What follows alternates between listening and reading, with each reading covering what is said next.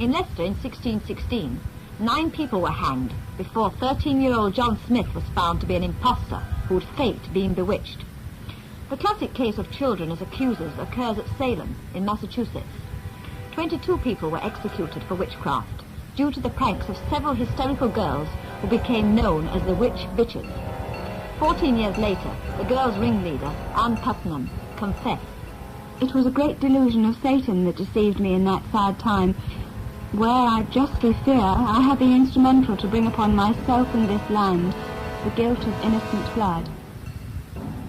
In this country, scepticism about the witch hunts and the lack of concrete evidence involved grew towards the end of the 17th century. But the trials still went on. In 1694, at Bury St Edmunds, a woman called Mother Munnings was accused of witch on this evidence. It was sworn that Thomas Pannell, her landlord, not knowing how to get her out of his house, took away the door and left her without one. Some time after, he, happening to pass by, she said to him, "Go thy way. Thy nose shall lie upward in the churchyard before Saturday next." On Monday following, her landlord sickened and died on Tuesday and was buried within the week, according to her word. But Mother Munnings was lucky. She was acquitted. People were more inclined to question evidence of this nature. The Reverend John Gall successfully exposed Matthew Hopkins' methods in the 1640s.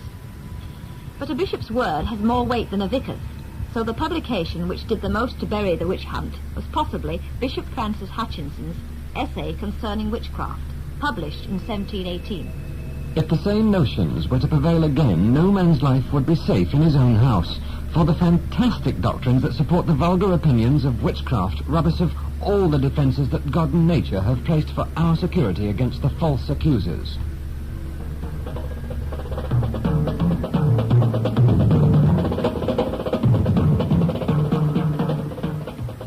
The said Elizabeth Clark confessed she had carnal copulation with the devil 6 or 7 years, and he would appear to her 3 or 4 times a week at her bedside and go to bed with her, and lie with her half a night together in the shape of a proper gentleman, having the whole proportion of a man. And the devil would say, "Bess, I must lie with you," and she did never deny him.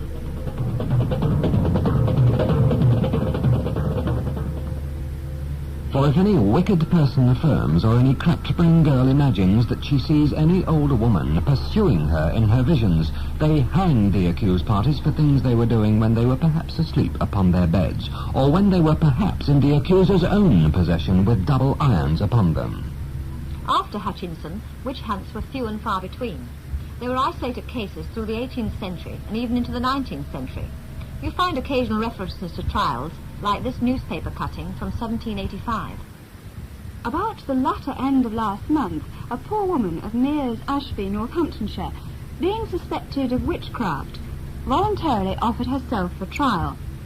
The vulgar notion is that a witch, being thrown into the water, will swim, but this poor woman, being thrown into a pond, sank instantly, and was with difficulty saved, on which the cry was, "No witch! No witch!"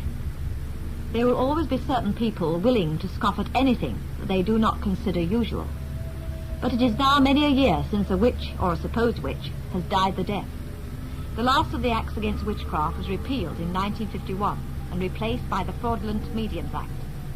The old woman who went to the gallows then, where would you find her now? Probably in a rest home. For the harmless old lady who puts the cat out at night, the nightmare is over.